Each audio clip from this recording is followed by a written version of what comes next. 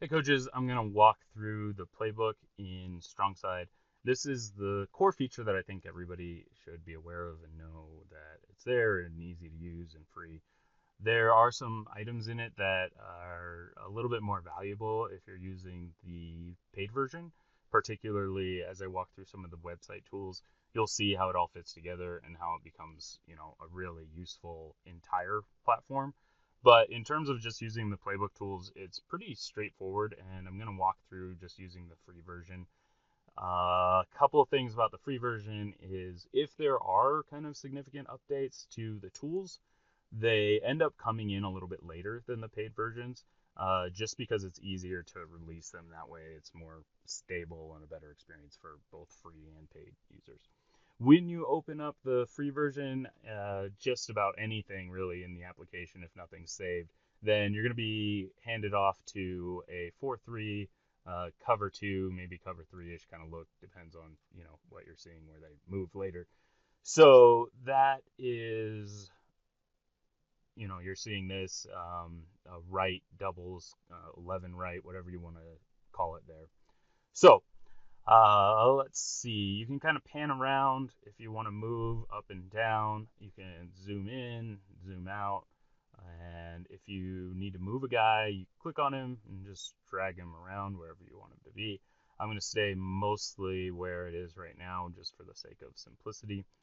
And if you have a player character, you can change their stance. So a quarterback has a shotgun and an under center stance. I'm going to talk about hotkeys real quickly because I think they're kind of the key thing that makes it so much simpler than any other 3D playbook that's out there. It just makes it super fast to do whatever you want to do and ultimately saves you time, makes you happy with what you have in your playbook. And if you're sitting there showing kids on a screen, whatever you're showing people with it, on a projector, it makes it so that you can do what you want really quickly rather than just kind of bumbling around. So S will change their stance. Once everybody's set up, you don't really need to change stances too much. Defense, you mostly get 3 points or 2 point stances. Their ability to change stances is very dependent on what kind of maybe position they are. So your most of the positions you can do your 3 point, 2 point, and a wide receiver pose. Offensive linemen, in the paid version, they do a 2 point stance also, but these are just straight up 3 point stances. And quite frankly, I don't think there's really any reason anybody would have a problem with that. So we're going to set up like this. And then if I click a player and I start drawing, I click the little icon there for pencil. And then I'm going to click and finish. So let's go back. If I want to change how it ends, so a block or an arrow, I can click right here, and I'm going to bring up another hotkey real quick. So I can draw by pressing D. If I start with D, I can click where I want to be, and then I right click to end. And it's as simple as that. So you hit D, you click, you right click to end, boom, you've got your route, you've got exactly what you need. If I want to remove it, remove the line, hit D, boom, boom, maybe I wanted to do that. Getting players to move, start player movement. The defense, a lot of people, it just kind of depends on where you're coming from. If you're more looking at this as a offensive and passing wise, then you're really not going to mess with these guys too much. What I prefer to do is if I'm working inside the box stuff, then I can zoom in. I can get these guys really specifically to where I want them because showing someone let's see, showing someone who's covered up in 2s and 4s is a lot different than even a shade. Um, and that's something that I think really is hard to define and to set up quickly in most systems. So that brings us to looking at it. Obviously, zooming, panning, very simple. Camera views, offense, overhead, overview kind of gives you that wire cam. The same thing for defense. So I'm going to switch around to defense overhead. And then the last one I'm going to come to is called flyby or fly camera. If you're familiar with a lot of video games, then this will feel pretty comfortable if you're used to moving stuff around on a computer.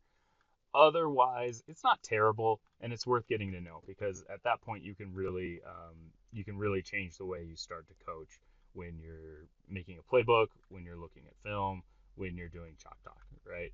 So now, even now, I'm looking at it and I'm saying like, okay, guys, we have this look, we're gonna see it maybe just a little smidge outside like this, and people talk about like, oh, it's games of inches. Well, yeah, like that did drastically change what my running backs expect to see.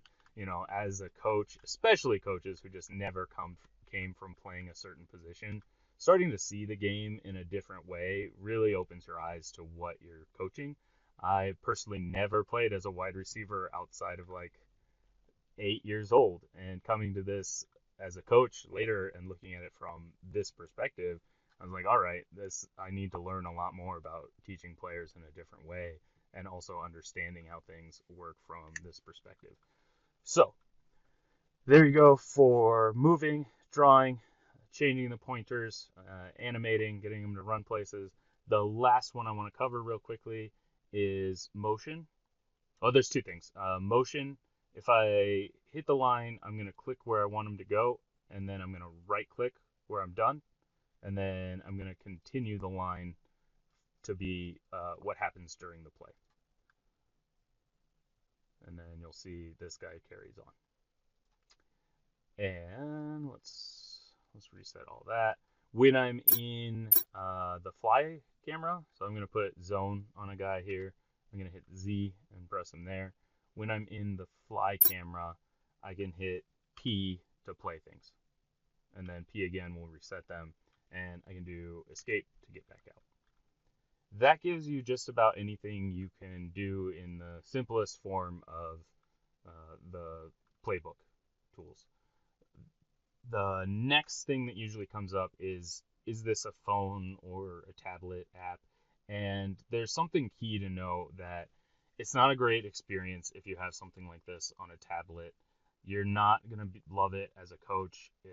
It's just not really a tool that makes you say, oh, I'm glad I pulled this out right now. And in talking with most coaches, and I know personally, yeah, I'll watch a little bit of film or a YouTube video on my phone or tablet, but if I really want to get down into coaching, I'm going to go watch things on my computer. I'm going to go be charting or looking at things more closely or having a playback feature that's just a little bit easier for me to use. So that's why and it'd be really tough to ever say that, hey, this is a good experience on a tablet. There's just so many other ways to handle it. The next thing that comes up is, can it do this or this or this? Can I add colors? Can I add notes? And the short answer is not right now. And the reason you can't is I added all those things, and as new coaches came to it, they were overwhelmed with all of the options. And it became like hey, this is too confusing, people. Let's pare it back. And that's still available and going to come back in as things are useful. However, pulling it all out, maybe not pulling it all out, but pulling it back and making it more simple was a very difficult decision because it was so much effort to put in so many cool things. However, coming back to it now and looking at it more as a coach than less of someone who wanted to build certain things, you don't go out to the field and have red lines to say, throw to this guy first. If I want to take a picture of an overhead picture, then sure, yeah, this is useful. But honestly, you don't want to throw to the red guy first. What you want to see is, hey, if this guy's moving here and I have you going, like, and all of this happens, well, yeah, your first read was here, but you should very quickly know that your read was built on this guy. As soon as he starts moving, right, something else is happening. Now, this isn't a specific example, but you get the idea.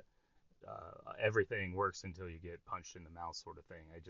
Coming back to it, yeah, having a note here is great, but I think that's something very more tailored to how we've always done things, which is find a piece of paper or something, some little drawing 2D thing to look at. I think as you start to play with this, you can really see like, oh, yeah, that makes sense why there's not something there. Right? Nothing about this makes me say, oh, I really wish that guy showed up in red. So that is really all that ever comes up with the playbook. That should answer most of the questions and get you started if you're just starting into it. There we go. That's it. Thanks.